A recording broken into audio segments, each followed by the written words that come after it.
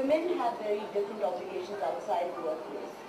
So there is a certain characteristic in terms of how we need to balance a lot of priorities, probably more than men.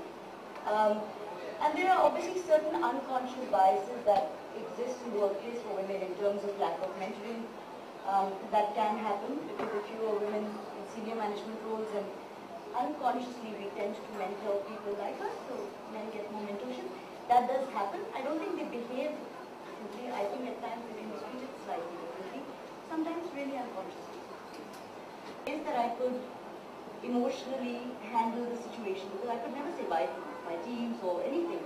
And I took it out in this book. So what was my darkest period is what's brought me here today.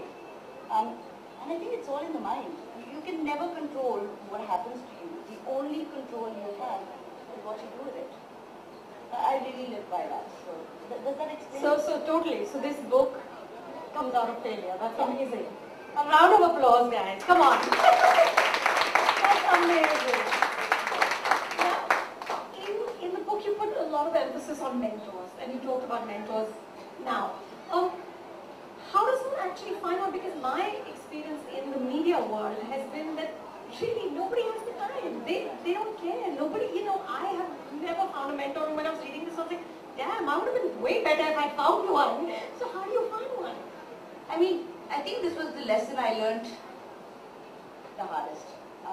Because I confused finding a mentor with politics. I thought finding a mentor was, political play, and I was very much far from it.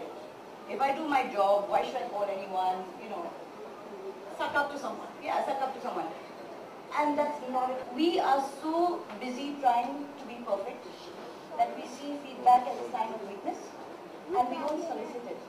And many times, if we look at ourselves, if somebody junior in my industry comes and says, look, I'm going through this problem, can I discuss it with you, because I respect your opinion a lot, and I want to know how you dealt with it when you were, my age or at my level, we'd be happy to do it.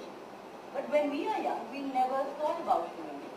Even today, there are lots of... I think when you build a network of mentors, it has to be people beside your line manager.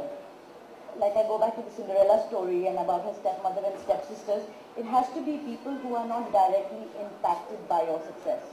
So for example, I mentor people in other countries that I don't look after, because I can then give them a point of view which is not directly linked to a selfish agenda.